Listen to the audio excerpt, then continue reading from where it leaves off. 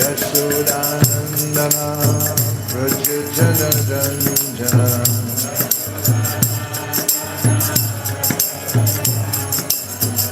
Yashodanandana Prajajanaranja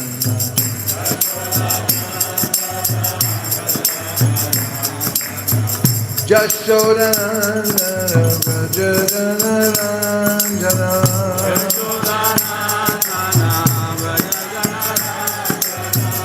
Yashodanandana Prajajanaranja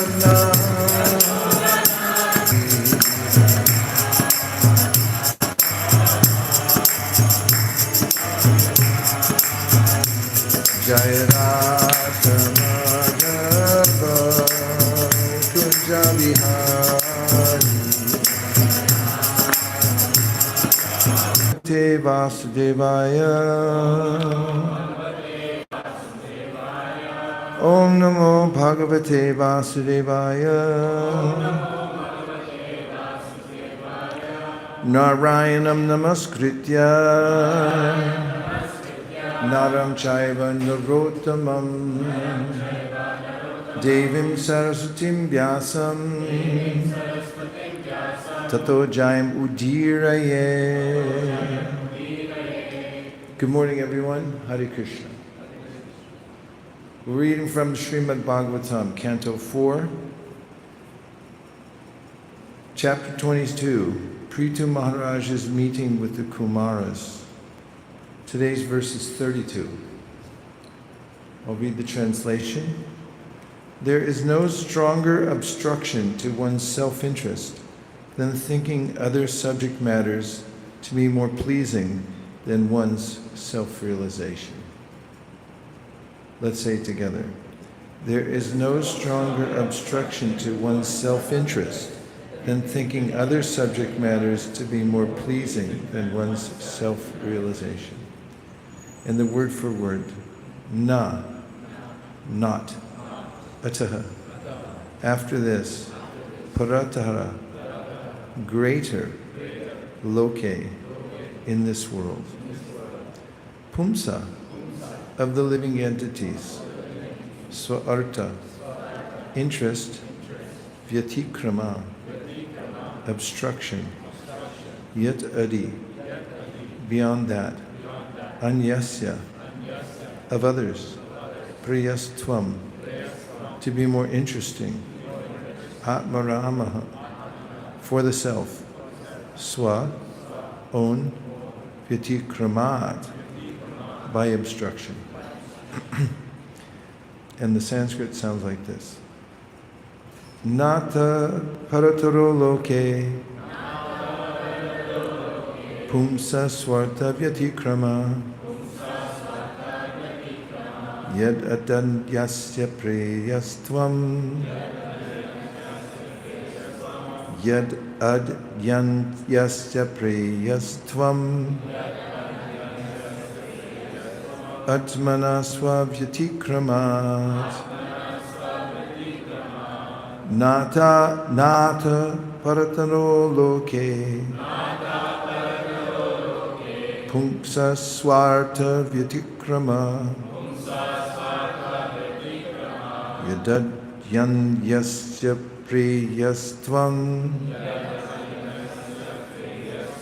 Atmana swavyatikramat Dozo. Nata parataro loke Saswarta vyatikrama Yadyatanyasya priyastvam Krama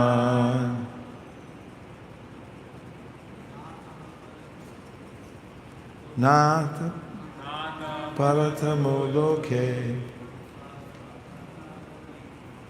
Pumsa swarta vyatikrama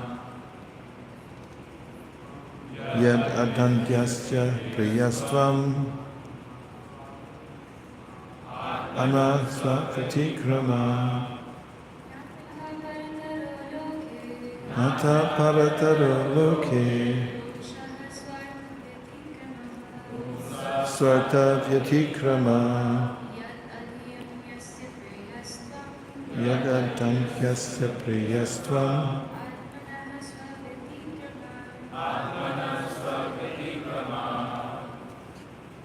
The purport is as follows. Human life is especially meant for self-realization. Self refers to the super self and the individual self, the Supreme Personality of Godhead and the living entity. When, however, one becomes more interested in the body and bodily sense gratification, he creates for himself obstructions on the path of self-realization.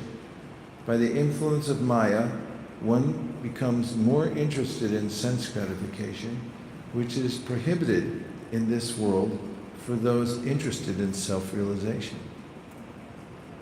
Instead of becoming interested in sense gratification, one should divert his activities to satisfy the senses of the Supreme Soul. Anything performed contrary to this principle is certainly against one's self-interest. I first offer my respectful obeisances to His Divine Grace, A.C. Bhaktivedanta Swami Prabhupada, to all the previous acharyas, and to all the assembled devotees. Vancha kalpatarubhascha kripa sindhyadevacha patitanam pavnebhyo vaishnavebhyo namo namaha. It's good to know, by the influence of Maya, one becomes more interested in sense gratification. That's what makes somebody interested in sense gratification is illusion, which is prohibited in this world for those interested in self-realization. So that's helpful, because once you know it's prohibited for those interested in self-realization, then you can make arrangements, organize your life in such a way that you can avoid sense gratification. Of course, the senses must be engaged, therefore we have Bhakti Yoga, which is an engagement of the senses. Sarvopari vanir muktam taprat vain nirmalam rishi kena rishi kesha sevanam bhaktiruchite. This means that we engage the senses, but we have the spirit of this verse, and that is that we're using them all to please Krishna. That is rishi kena rishi kesha. We understand that Krishna is the master of the senses. As we hear in the Shri Upanishad, that the Supreme Lord is the owner and controller of everything in the universe. Ishavasyam idam sarvam yat kincha jagatyam jagat tena tyaktena bunjita magradakasisudanam. Everything animate or inanimate within the universe is controlled and owned by the Lord. One should therefore accept only those things necessary for himself, which are set aside as his quota, and we should not accept other things, knowing well to whom they belong. Kurvane veha karmani jijivishakshatam samaha evan tvainanyate tostina karma lipitenare. One who continues working in this way will never become entangled in the material world because of dedicating the senses and sense activities to Krishna. And if we have the spirit of this verse in mind as we interact with the world, and we internally reject any proprietorship over the various sense objects that we come in contact with, and we see them as offerable to Krishna, then, as Krishna says in Gita also, that such a person is like a lotus flower in the water that is surrounded by water, but just as the lotus is never touched by water, we won't be touched by the reaction, because our consideration is that it's to be offered to Krishna. So, what to do? Because naturally, everyone's born into the world with some complexity.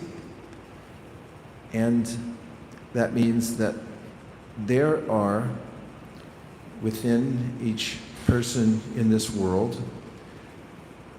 lingering desires or very prominent desires to enjoy the world, or there may be latent anger or greed, lust, envy, and so forth.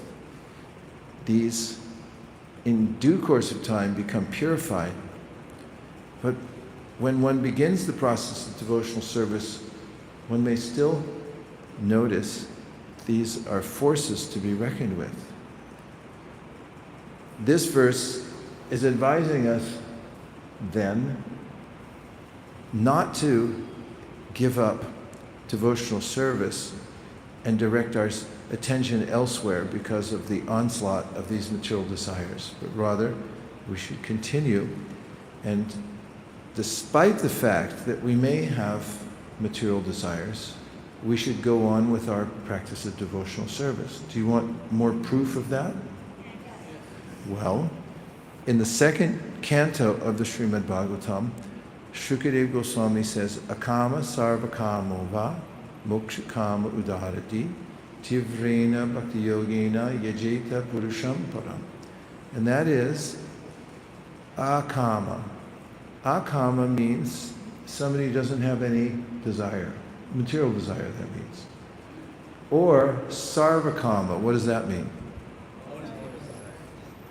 What does it mean to have all desires?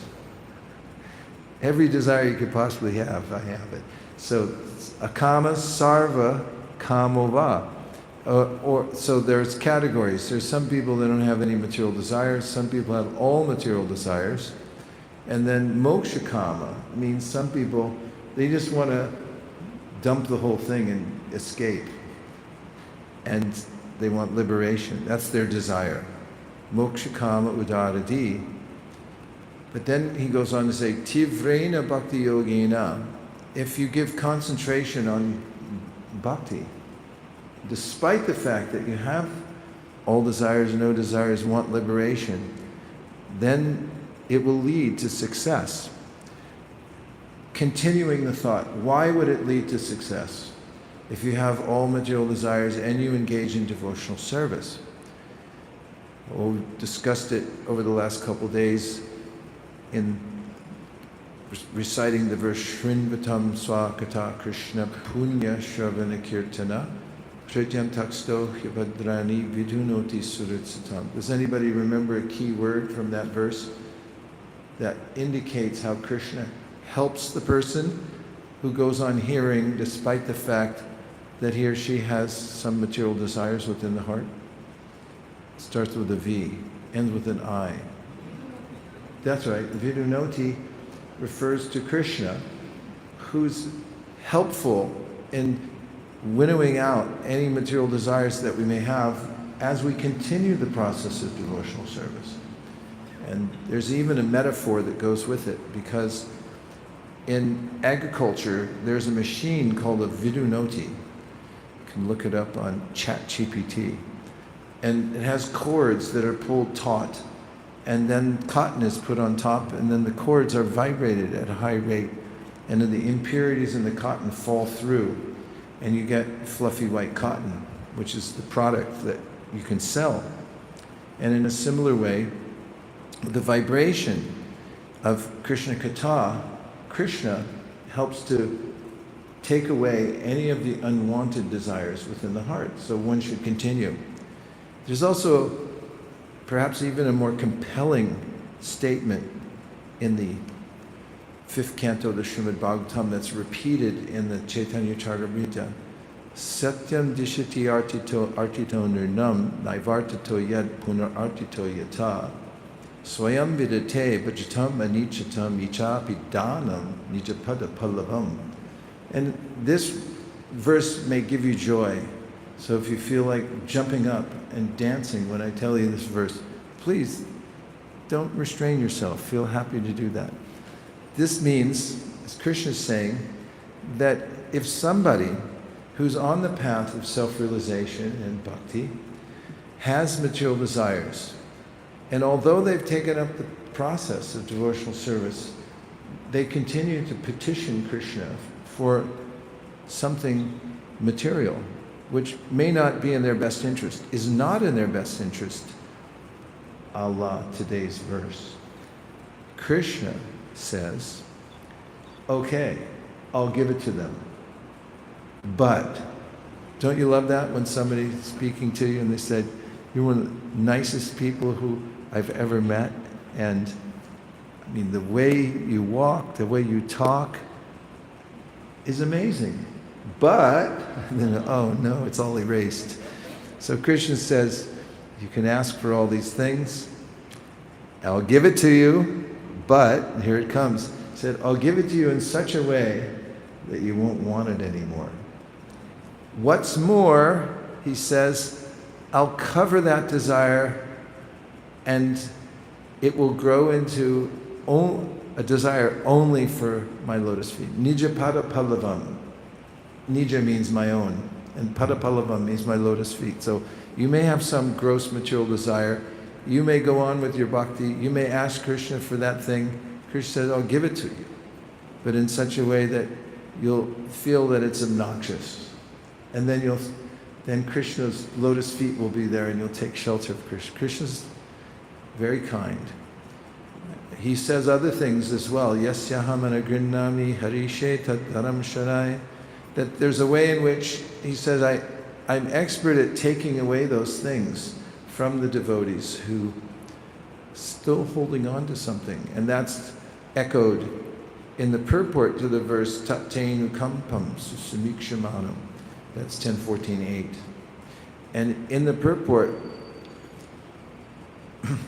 the rhetorical question is there, that if a devotee is taken to devotional service and is free from all karma, and why should there still be material desires left? Well, Vishwanath Chakravarti Thakur says, that's because there's always some residual effect. And then Krishna is giving some situation in the devotee's life that may seem like karma, but it's not. It's a custom designed situation just for that person, because Krishna knows exactly what that last vestige of desire to hold on to the material world, to cherish something here in the material world is, and he's expert at dissolving that by putting one in a particular situation where then one just fully takes shelter of Krishna. Isn't that nice? Now, the verse itself says, there is no stronger obstruction to one's self-interest than thinking other subject matters to be more pleasing than one's self-realization. I just try to expand the conversation by mentioning the efficacy as presented in the Srimad Bhagavatam of going on worshiping Krishna and remembering him, because there are examples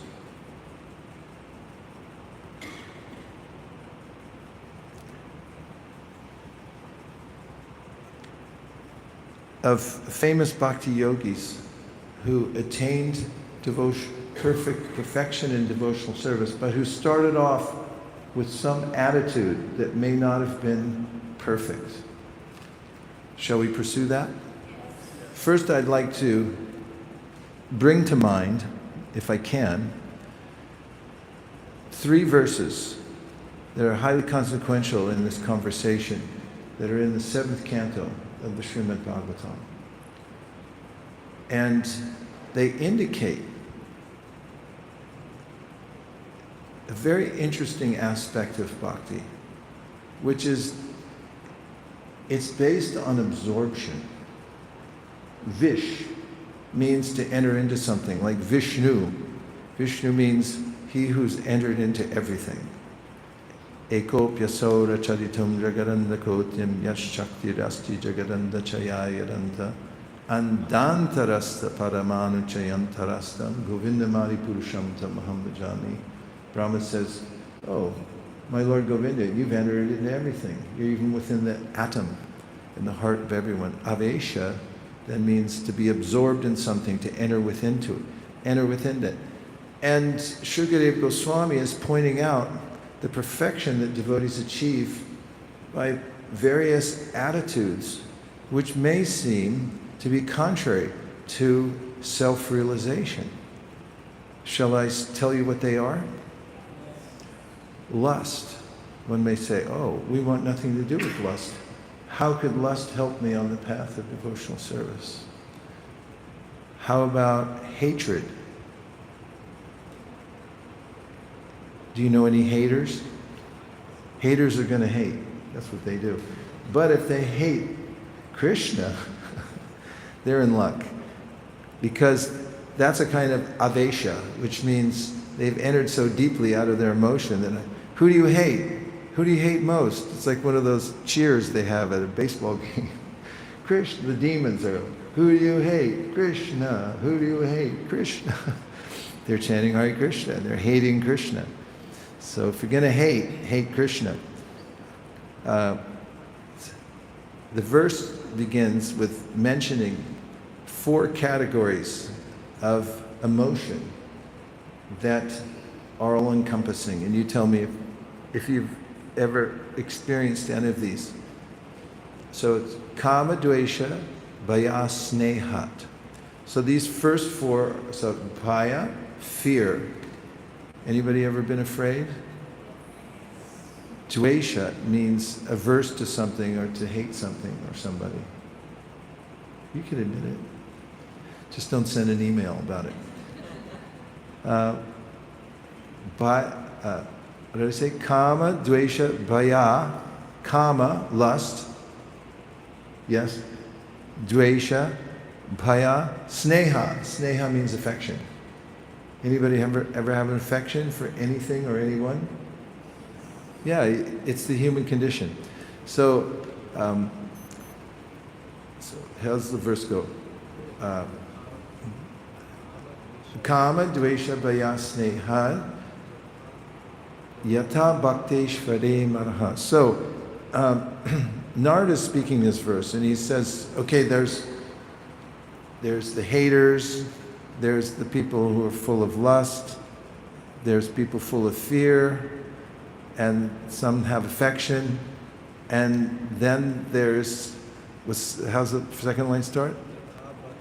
Yata bhakteshvare manaha. And there's the bhaktas. Avesha tad gatam hitva bhavasta to bhavas tad gatim gata. Gatim gata means to attain the supreme destination. So he's listing these people who have attained the supreme destination. How? By lust. Kama, dvesha, by anger. Bhaya, by fear. By sneha, by affection. Then general devotees by the practice of devotional service. They have become somehow or other absorbed. Then he starts naming names. Now it's getting intense. He's going to attach names to these people who had great emotions. So it goes, Gopya Kama, Vaya Kamso. So we have in the first line, who had lust? Who's famous for seeing Krishna and thinking, oh, I have to be with him? The gopis. Kama, Vaya Kamso. And Kamsa, what was his main absorption with Krishna? You might say hate, but actually it was fear. He was thinking his whole life how to avoid getting killed by Krishna, because Narada told him, you know, in your last life, Vishnu killed you also. And he's going to do it again.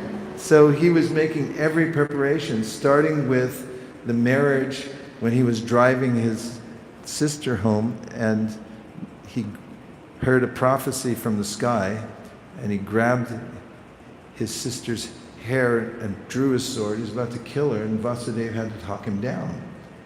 But after that, he was doing everything, killing all the children and Gokul everywhere to try to avoid being killed by Krishna. So he was always afraid.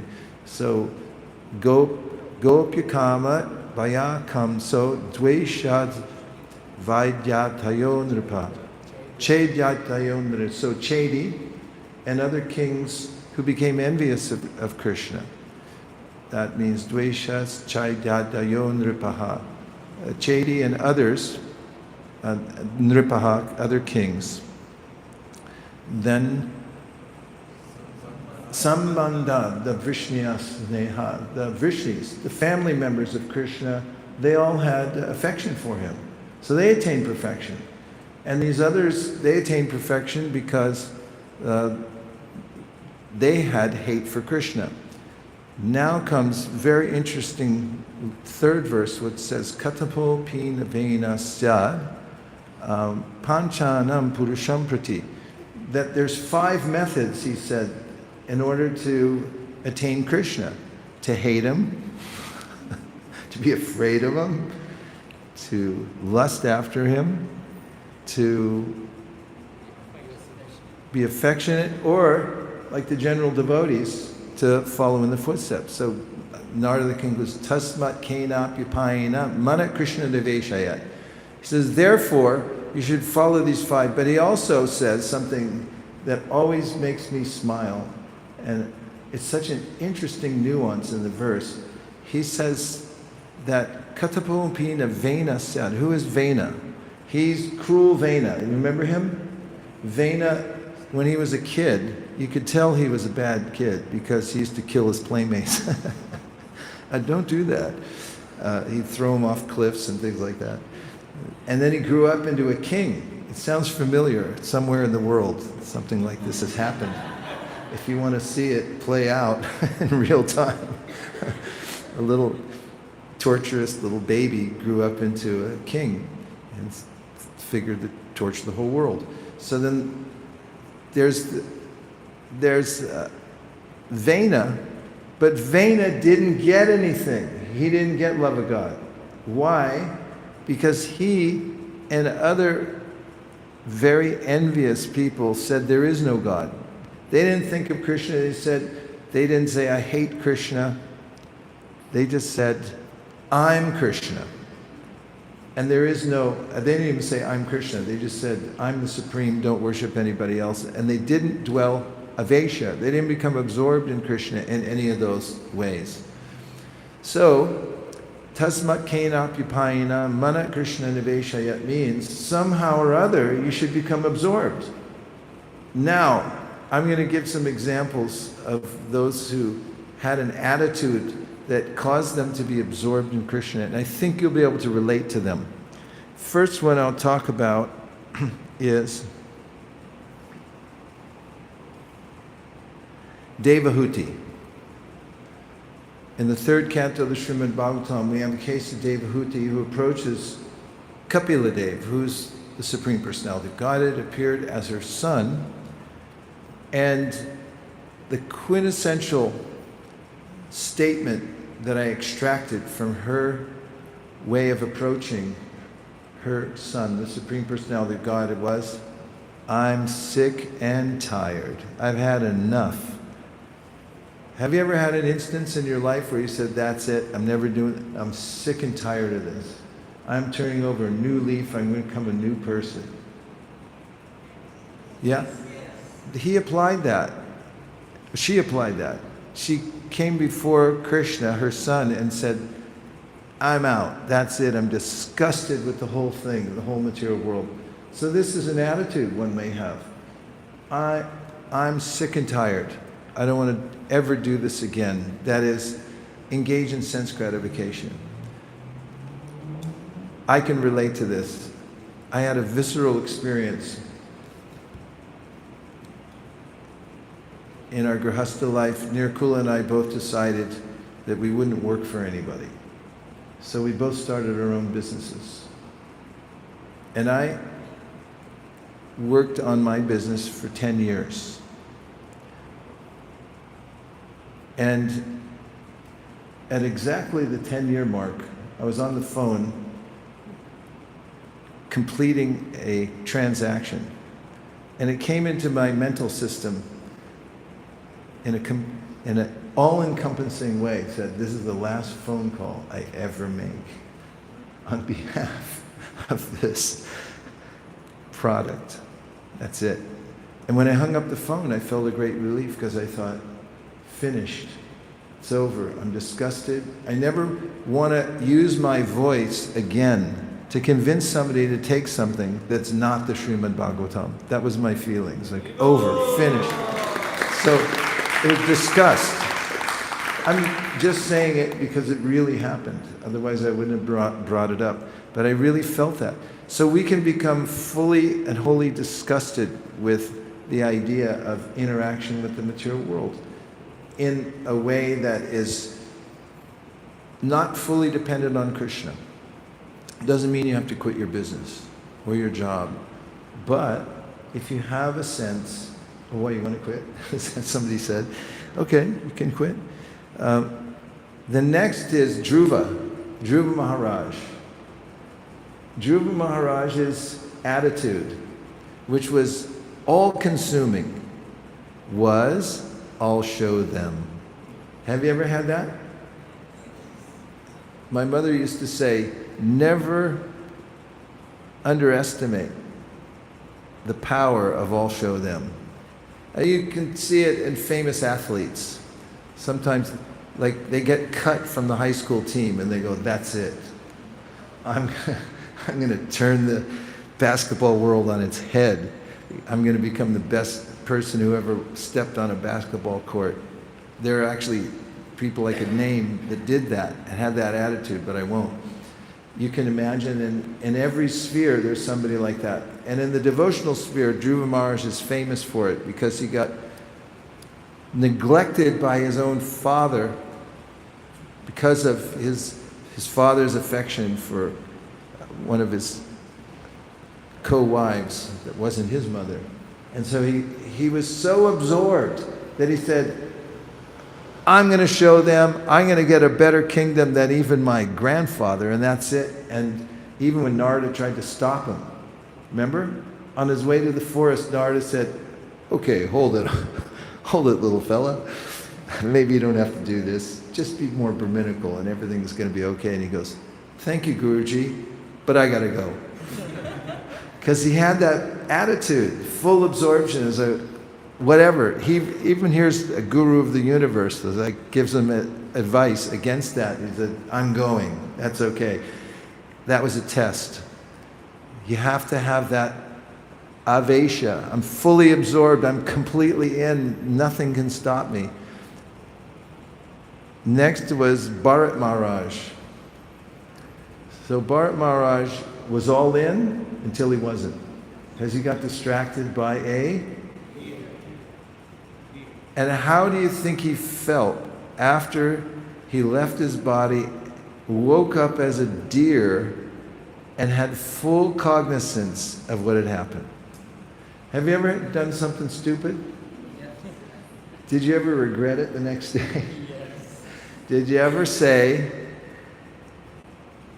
if I get out of this one, I'm going to be perfect afterwards. I'll never do anything bad again. Did you ever say that? Yes. A story I like to tell about a famous musician. He was extremely famous in the 60s and 70s. And he purchased a beautiful estate in Malibu, California, which is right near LA, where all the famous rich people live. And he had his own beach. And he was alone, so he went out into the water and paddled out. And he was thinking, life is good. I'm lucky. And then he realized that he wasn't propelling himself outwards to the ocean, but the water was pulling him out. And then he tried to paddle back in, but he couldn't because the tide was too strong. And here he is on a private beach, so there's nobody else around. Then it came into his mind that, what a fool I am.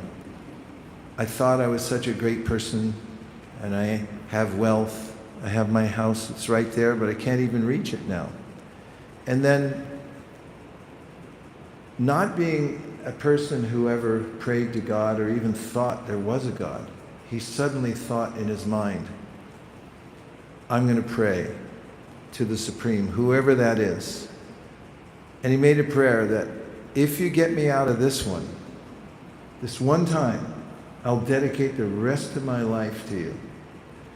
You know how deep that must be? Avesha, that there's a full absorption, that I'm going to die unless you help me. Therefore, if you help me now, I'll dedicate the rest of my life to you. Here's what happened. Just after his prayer, a little wave came tooling in. It was the only one of its kind, a swell of sorts, and it picked him up a little bit and started pulling him back towards the shore. And as he got closer, he realized that there was some divine intervention. And when he got back to the shore, he was a changed person. And he said, from now on, my life's dedicated to God. And so far, in his life, he's been a highly dedicated religious person. So the next one is Prahlad. What was his absorption? What was his mood? What would you say? It's a kind of special one. I can't hear you anyway, so I'll just tell you. Prahlad said, I just want to serve my guru. There he is, Nrsingadev's there, and notice his prayers, analyze them. What he's telling Lord Nrsingadev, things like, Evam janam nipatitam prabhavabhikupe kama bikama manuyam prapatam prasanka. Kritva masat shurashina bhagavan grihito soham katam nubhishajeta. Britya seva. Britya seva. Britya seva means I'm the servant of your servant. And how could I give up the service of my guru? And there's the Lord standing right in front of him, and his full absorption is, my guru saved me, and my duty is to him. How could I ever give up his service? So that's another absorption. Gajendra. What would you say in 3 words was Gajendra's prayer? Starts with I, ends with the word help. I need help. Yeah, just help, help, help. He was an elephant. He didn't even know who the Supreme Personality of Godhead was when he started praying, but he called out with all his heart, I need help. And because of that, he remembered a prayer from his last life, because Krishna's always there. When we become absorbed in any mood towards Krishna, that you're my only savior, please, or even if it's Dhruva Maharaj, I need revenge. Krishna, I'm coming to you only. Krishna reciprocates, and he reciprocated with Gajendra, and he gave him this famous rescue coming down. The demigods heard the prayers, and they said, that sounds like it's for Krishna, not for us. And Krishna heard it. He felt the sincerity in the voice, full absorption. I need help. Say it. I need help. Yeah, I was once with a very nice devotee who used to be our pujari, and then he went to see his mom and couldn't get back to our temple ever because of his visa. One of the biggest shocks we ever had at our temple. I don't think we've ever gotten over it. Anyway, I was on book distribution with him. After selling a book, we always ask people to chant the Maha Mantra. And there was this mother with her little daughter there, and they were so interested. And he taught him the mantra, and then she said, what does it mean? And I leaned over to hear what he was going to say, because I wanted to know what it meant too. And he said, it means I need help. And so this was the mood of Gajendra. Full absorption in the Supreme, I need help. And Krishna came personally to save him. And finally, Brahma. Brahma is a manager. Anybody here manage anything? You know what management means? One problem after another. And Brahma's got his share of problems to deal with. Not the least of which the earth fell out of its orbit down into the nether regions, and he was thinking, what kind of heavy equipment's going to bring that back?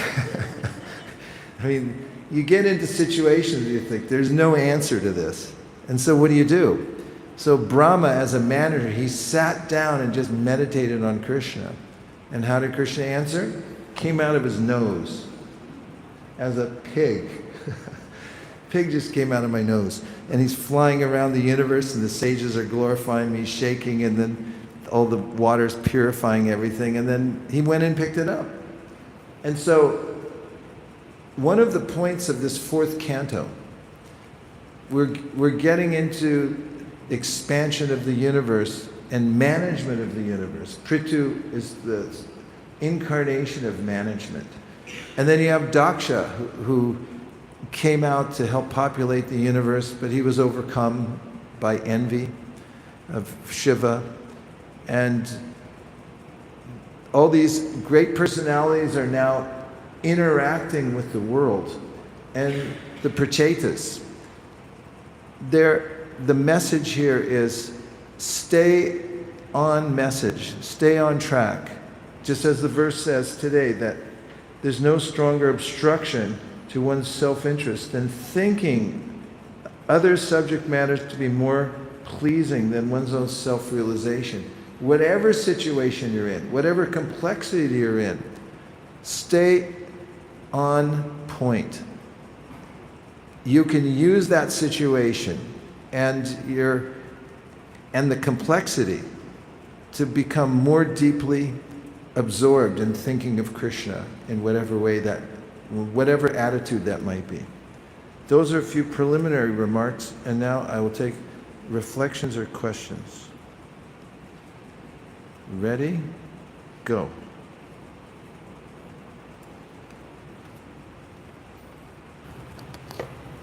Ma Bhagavat Prabhu. So one of the first things that you said in the class was Sarvopadi Vinirmuktam, and I was just reminded about how Lord Sri Krishna himself lets go of his supreme upadhi to become the servant of his devotee, when speaking the Bhagavad Gita, for example. And then I was reflecting on, even inside devotional service, there's actually so many upadhis assigned. You know, I'm a book distributor, I'm a Sankirtan leader, I'm a whatever it might be, pujari, etc. And I wanted to ask you how I could get out of that consciousness. Well, there's a little test you can run to see. In the Sri Bhakti Siddhanta Vaibhav by Bhakti Vikas Maharaj, which is a detailed history of Srila Bhakti Siddhanta Saraswati Thakur's life and teachings, he gives an anecdote which is helpful, especially in this context, that within the Gaudiya Math, there was a younger brahmachari, or maybe he was a sannyasi, I can't remember, but he was in a renounced order, and he was managing a center for the Gaudiya Math, and it became successful.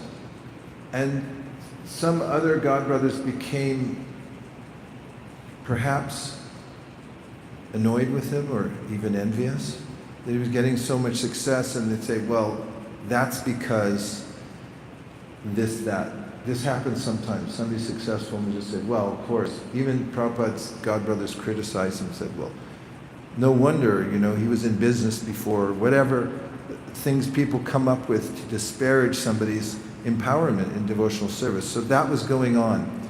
And several of the members of the Gaudiya Math came together to complain to Srila Bhaktisiddhanta about this youngish person who was getting a lot of success. And so they had a little Ishtagoshti, and Srila Bhaktisiddhanta Saraswati Thakur called this person, the devotee, into the assembly, and he said, I heard you're getting good success here. He said, yes. He said, I'm reassigning you to another place. And it was some Timbuktu kind of place.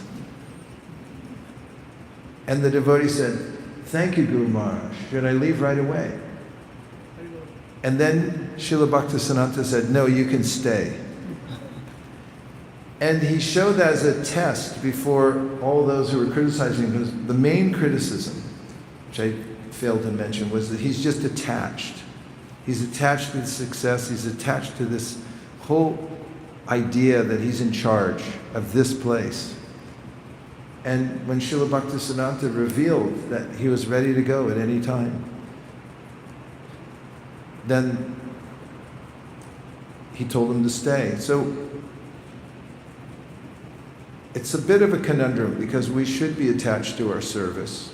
It's not that we should just easily give up anything, especially just because somebody criticizes us, because the higher you climb, the harder the wind blows. The more success you get, the more people find reasons to criticize what you're doing and overlook the good stuff and just say all the bad things. So we can't be whimsical and just say, I'm giving things up. But we should test ourselves internally and see, be introspective and see, am I attached? Karandar gave another anecdote. Karandar was a self-starting, very capable young person. And Prabhupada recognized him as a leader. He became one of the first GBCs. It was in Los Angeles. You can see it on the memories of Srila Prabhupada. And he became kind of a celebrated personality because he had management power, and he was a good-looking, still is, personality. And then he tells in the memories that he went traveling to some other ISKCON centers, and he felt uneasy. And then it dawned on him that he felt uneasy because he wasn't the center. In his own realm, where everyone knew who he was and was glorifying him, and he had power there, and he went somewhere else, and he was a Johnny-come-lately kind of person. And there wasn't that. He said he felt uneasy, and then he realized why. And then he said, oh, this isn't good. I have to remove that anartha from my heart, because that's not why I'm managing, that's not why I'm doing my service. So we should remain vigilant. One of the statesmen who helped to found the Constitution of America said that the price of freedom is vigilance, constant vigilance. And the freedom from false ego requires constant vigilance also. We always have to notice if we're being consumed or it's usurping our devotional sentiment for the sake of power or any other kind of false ego complexities. Okay? Anyone else? Yes.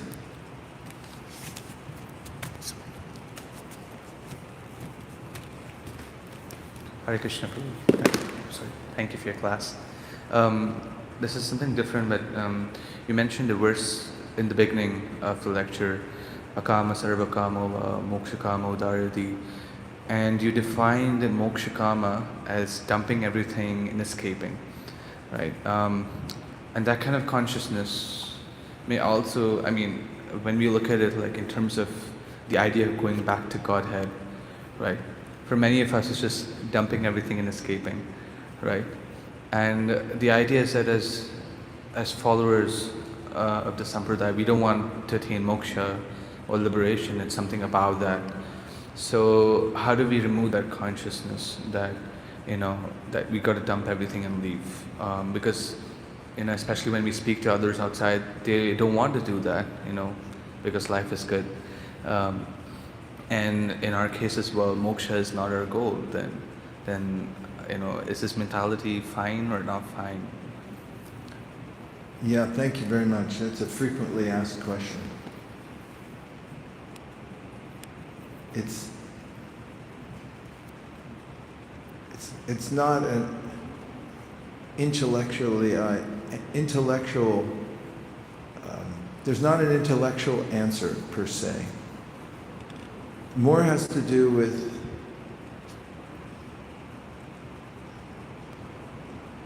the fact that devotional service is very personal and unique.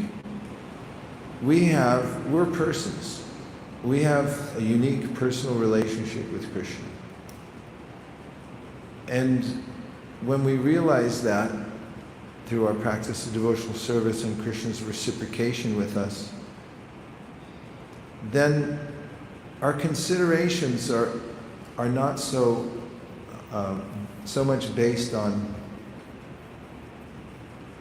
this intellectual concern of whether I'm in the material world or not in the material world, because we feel Krishna's embrace, and is expressed in the famous verse uttered by Lord Shiva, Narayana Paraksarve Nakutaschana Pibyati Swarga Pavarga Narakeshu Apitulyarta Darshana.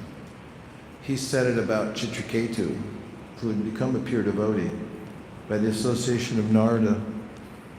And there was some faux pas where he had laughed at Lord Shiva and Parvati because they're sitting in a sort of casual way in public. And then Parvati became angry that he laughed at them. And he cursed Chitraketu. And Lord Shiva said, well, he's a pure devotee, he doesn't care if you curse him or not. And he uttered this verse, which says that the devotee doesn't consider exactly where he or she is. It's tulya, it's equal, whatever place, because there's a relationship with Krishna everywhere. And in the material world, the relationship can be very sweet because the contrast. And the work to be done here, there's a lot of service here. So devotees may feel closer to Krishna in the service they're doing here, helping to bring souls closer to Krishna. And some are called to service in the spiritual world in a different way. But for the devotees, the verse says it's equal, apitulyarta darshana. So if I make a distinction in my mind, it's mostly in my mind, because once it comes to our heart's connection with Krishna, then wherever we are, we're satisfied. The idea of going somewhere else, going back to Godhead. Of course, there is the descriptions that some way send you one of those Vaikuntha Ubers. It's like, hop in, we're going back. That is there. But it's all up to Krishna at what time. You look at Dhruva Maharaj, when Krishna fulfilled his desire, Dhruva didn't want it anymore. He said, I don't want that. And then Krishna said, no, you stay in the material world anyway and take this planet, but I'll give you a planet that's already in the spiritual world, in the material world.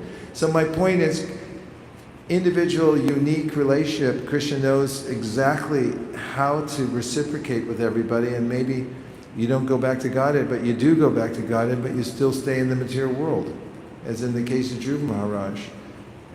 It's not stereotyped, like binary, you're either here or you're there. When you're with Krishna, you're always with Krishna, and there's no other thing except for that loving embrace, and you try, and as described in the Chaitanya Charitamrita, it's a competition. The devotee's trying to serve Krishna more, and Krishna's trying to serve the devotee more, and that's going on eternally. So it's a slightly amorphous answer, because it's not black and white as far as here, there. But in the discussion, Prabhupada says the desire to go back to Godhead is not a material desire, and it's not the same as the moksha that the devotees hate. The moksha the devotees hate is the idea is that I'll merge either into the personality of the supersoul, which is the worst, or into the Brahmajyoti, and give up my absorption in Krishna and become absorbed by Krishna instead. Thank you for the question, it's important. We still have 4 minutes. Okay, 1, 2. Hare Krishna Maharaj. So when you were talking about like Gajendra's intention being I need your help, and Dhruva Maharaj wanting to like prove himself, I was just thinking that sometimes when we're like praying, we experience, or like I've experienced that sometimes the prayer itself ends up being like a material desire, and then the intention is like not the best. So how can we like dovetail that and then make sure that we train ourselves to improve our intention behind the prayer? Well, Gajendra did that. When you read Gajendra's prayers, you'll notice that he puts a caveat. As he's praying to the Lord for help, he said, I know that pure devotees don't do this. They don't ask for help. But I do have a crocodile on my leg right now. So what else am I going to say? And in that context, we have some very helpful instructions given by our acharyas. One of which is that, and you'll find it in the commentary of the Bhakti Rasamrita Sindhu from both Jiva Goswami and Vishwanath Chakravarti Thakur. And that is that it's reasonable that if you're in the material world, there's going to be complexities, including dangerous situations, for example. And since your life is dedicated to Krishna, and since you need your body to perform your sadhana bhakti, if you call out to Krishna for help, the acharyas say this is not outside the realm of pure devotional service, and Gajendra's wasn't either, because it came spontaneously from a sense of I need help. It's not calculated that you're trying to take advantage of Krishna. It comes in a situation that's very difficult, and therefore to continue your service. Like sometimes devotees have an illness or something and say, Krishna, please help me to get better so I can serve you. Or please save me from, an anvil falling on my head so that I can go on Sankirtan, or whatever it might be. That's not outside the realm of pure devotional service, because your life is dedicated to Krishna. So if you're cognizant of why you're praying to Krishna and don't become self-absorbed and just ask for something for your own sake, and be aware that you're asking because it's going to help you increase your devotional service, that very awareness will purify the prayer. Okay? All right. Last one. Hare Krishna, it's an online question. Okay. What should be done when in the pursuit of achieving goals, the management decides to go against their words? That happens. It happens in the 5th canto of Srimad Bhagavatam. You have Priyavrata. Priyavrata is all set up. You can see the picture in the 5th canto. Narada Muni, perfect guru. He had a little cave he was in. He was ready to just settle into bhajan. I'm talking to the camera, I guess. And then the GBC came and said, we need you as a temple president somewhere. And he's like, no. And they said, no, yeah, you're doing this. And they gave him all kinds of assurances. And Prabhupada writes there that sometimes these so-called obstacles come from Krishna himself, because he wants us to interact in the world in such a way that we become fully mature in Krishna consciousness. You may look at an instance of that. It's not necessarily an obstacle, but it's with Sudama. Sudama, on the behest of his wife, went to meet Krishna. And there was some tacit idea there that maybe Krishna would give you something. But Sudama was like, I don't want to do that, but okay, I'll go. So he went, and the whole beautiful pastime unfolds. And he's going home and he's thinking, he didn't give me anything. But then he got home and realized Krishna gave him everything, extreme wealth, better than Indra's. And there it is in a little verse near the end of the pastime in which it's explained that Krishna knew he was attached to renunciation. So he gave him everything and said, no, take it, and then show how to be renounced while you have everything. So if you're doing something that's your heartfelt desire for serving Krishna, the management changes course. And obviously there's more details and we'd have to hear the specific circumstances because we don't want to root for the whimsical individual who just breaks off and does his own thing. And we also don't want to wholeheartedly just root for the management who could be tyrannical at some point. We've had such incidences. But we should consider Krishna's hand in it. There's an old saying that came up, actually it's not that old, from a few years ago, that we say on our team that workarounds bring turnarounds. So if you get an obstacle, oftentimes it means if you try to be flexible and work around it, then you'll find a better way of doing it anyway that you hadn't seen before. If you stay flexible or stay fluid like water, you can go around things and still make it work. And in Prabhupada's time, last thing I'll say, there were such incidences and they're on record where people wrote to Prabhupada and said, you know, I'm doing this, but management's oppressive, I can't do it here. And Prabhupada just encouraged devotees, not whimsically, but to get realigned somewhere else where they could do it. And then he said, if you can't do it anywhere, you can come live with me and travel with me. But his mood was, try to find a place so that you can execute your duty and your service and so forth. In any case, my heart goes out to you. Because I know the situations when you have a burning desire to do something specific and then it's maybe at odds with the management, it can create consternation.